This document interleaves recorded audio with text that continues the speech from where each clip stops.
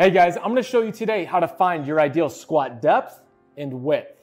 Get up and get down, get up and get. Hey guys, thanks so much for stopping by the YouTube channel. Today's video is all about how to squat for your anatomy. And I'm gonna show you how to find your ideal squat depth and width, how far you should have your feet so that you can squat to your best possible potential. Now I've got two very different examples anatomy-wise about what works best for them. I'm gonna show you how I screen to find out someone's perfect squat stance. So I'm gonna start with Darren. Darren, I'm gonna have you with your feet a couple different positions. We're gonna first start off with sort of a narrow stance. So we're sort of going to check and recheck and see sort of what works best. So I'm gonna have him do a deep squat right here. Very good. And let's turn sideways. Come back up and turn sideways. What we're looking for is the point at which he loses his hip and back connection. So in this position, he has an ideal sort of neutral spine. So we have a slight arch in the low back. And as he squats down, what I'm looking for is when does he lose that? When does his pelvis turn under in that butt wink motion? Ideally, we want to maintain this flat back, which neutral spine is arranged, but we want to maintain that neutral spine as much as possible during the squat because that's going to give us the best chance for pressurizing the core and lifting big weight to our best potential. So as he squats down, we're going to watch how his back moves in this width position. Okay, right there, he sort of tucks under. So that's that butt wink at the bottom. Now right here, he's got a stance width that is, I would say, more of about shoulder width. Let's come back up and I'm gonna have you squat a little bit wider. Okay, and then start going down again. So again, looking at that time, again, he's able to find a depth that sort of maintains a little bit more of that neutral spine right here. Is this the usual squat stance that you're in? Again, so Darren's an elite weightlifter. He's been competing on the international stage for a long time. He's found that a little bit outside of shoulder width is ideal for him. He doesn't squat ass to grass in that allows his body to collapse, but he's able to squat well below parallel. You see his hip crease right here compared to his top of his knees, and he's able to maintain that rather flat back, this neutral spine as much as possible.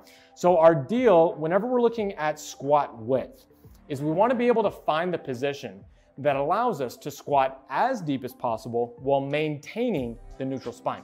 So let's come back up and I'm going to trade you out with Ed. Ed has a very different set of anatomy that I'm going to show you here in a little bit. But Ed, I want you to squat. Let's go straight forward foot position first. And let's go about shoulder width and then we'll go wider. We'll look at that from the front and then the side. So he's going to squat as deep as possible. You can see right here, not even to about parallel. And then let's come back up, squat a little bit wider. Or let's go a little bit wider right there. Squat down. Okay, you can see he gets a little bit deeper right here. Now, this video is only on squat width and depth. If you're looking for how to figure out your toe angle, I have another video on that you can go check out. But let's look at this from a side view. So let's go about straight forward foot position, actually face this way. Okay, so let's go about shoulder width apart, so more of a narrower stance. Okay, squat down as deep as possible. Let's see where his back, okay, right there, he cannot go any further. What happens if you do? So try to go down. You can see he already loses his back position, so his back is rounding. There's that butt wink where the pelvis is turning under and his back starts to round, and that's at about even above parallel. So let's now try with a little bit wider stance. You can see right here, now he's able to go a little bit lower and still maintain that flat back in that relative neutral position before his hips turn under. So for him, a wider stance is going to be a little bit better. There we go. So next, let's understand sort of why does this happen? Why do we have such a dramatic difference? We're gonna look at hip anatomy. Let's come over here and look at Tommy the skeleton. Whenever we're looking at hip anatomy, we have the femur, which the end of it is shaped like a ball. And your hip socket is basically that suction cup that's over the top. Now, as you go down into a deep squat, your femur is flexing this way and the ball is turning within the socket. Now, depending on your type of anatomy, you may have a deeper hip socket or a more shallow hip socket. So we can think your hip socket may be more like a bowl, very deep, or a plate, very shallow. And depending on how that is actually aligned will determine how much motion you have at the hip joint to allow for a deep squat.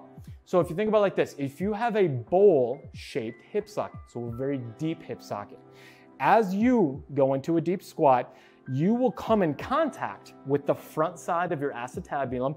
There will be more contact earlier than relative someone who has a flatter hip socket. So this would be someone who has that plate-like orientation set up of their hip. They'll be able to go much further because there's more room within the hip. Now this basically plays out to being something that's genetically gifted. Basically, you can thank your parents for how deep your hip sockets are. It's not something that we can actually change. Here's how you can assess the type of hip sockets you have. So I'm gonna have Ed lay on your back right here. You're going to take your femur and you're just gonna go straight in line all the way to the shoulder. Now right there, I can get about to 90 degrees and he runs out of room. He has no more motion going up this way. So you can see from the side angle, that's about all he has. But now if I take him to the side at more of an angle, you can see he has more motion. So he can get his knee closer to his shoulder without his back position moving. So this would be a relative deeper hip socket in that he can now only get his femur this far forward into flexion before he sort of runs out of room.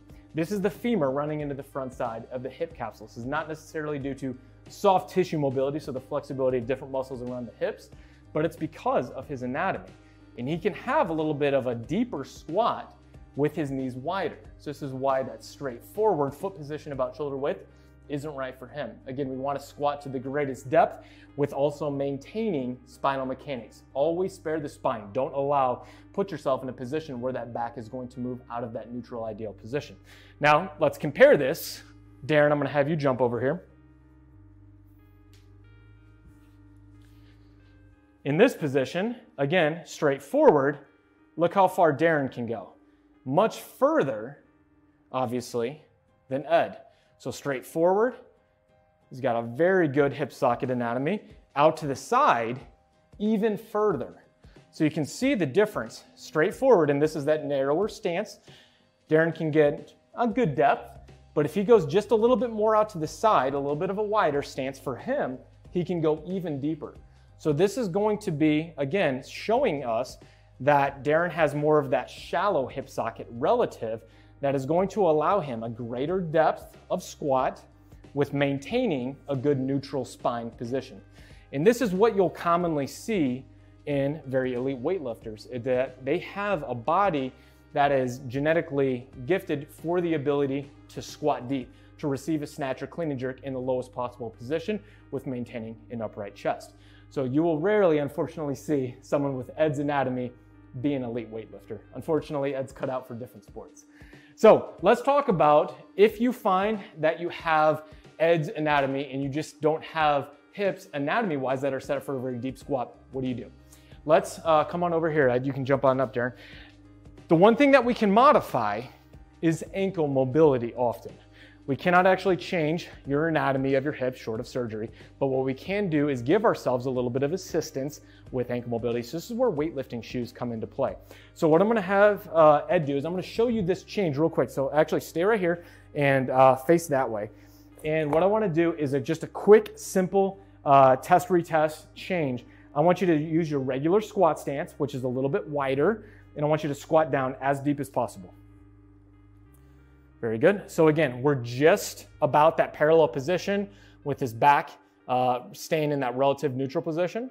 Very good. Okay, come back up. So again, he's gonna put his weightlifting shoes on. Now, first and foremost, for someone with Ed's anatomy, I would work as much as possible ankle mobility. Even though he's going to use his weightlifting shoes, that doesn't negate the ability to still be very consistent with ankle mobility work, which is going to be foam rolling, banded joint mobilizations, things that you can see in other YouTube videos that I have. But when it comes down to picking up the barbell, we want to put ourselves in the best positions possible to lift with great technique or better technique than without the weightlifting shoes. Sometimes this is going to be really, really helpful. So let's see the difference in squat depth right now. Because the weightlifting shoes has a raised heel, he's going to be able to squat deeper with a more upright chest. So let's see what you got right now with that.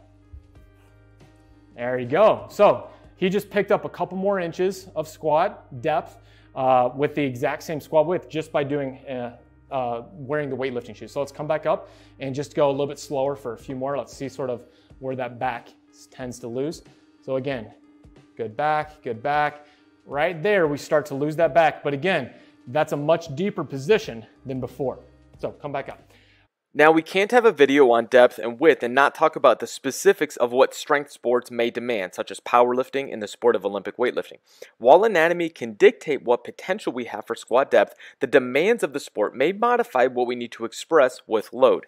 For example, in the sport of powerlifting, a passing squatting competition only requires the lifter to squat to a depth where the hip crease drops below the tops of the knees. Now, it's a little hard to see from this training lift from elite powerlifter Blaine Sumner due to the rack position, but you get the picture. A powerlifter doesn't need to squat as deep as possible for a passing squatting competition. On the other hand, Olympic weightlifters like Chad Vaughn here should squat as deep as their anatomy allows without sacrificing the spinal position. This is because the squat is an assistant exercise for the weightlifter to help reinforce and build strength for the optimal carryover to the positions needed for the full competition lifts like the clean. All right, guys, so that is it for today. Understanding that squat width and depth is going to be very individual to the person based on their hip anatomy, which you can thank your parents for. But understanding now that a retest can give you a little bit better ability to see how deep can I squat while still maintaining spinal integrity. Never give up spinal position whenever we're loading. That's the quickest way to invite injury into the picture and lose out on vital performance that you're leaving on the table, basically. So hope you guys liked today's video. Let me know if you have any questions below in the comments, and please subscribe to my channel if you're enjoying the content that I'm making for you guys. Until next time, guys, happy squatting. They say that energy flows where attention goes, so I pay no mind. Why waste my time with all these negative cats scratching? So caught up in their egos, these people have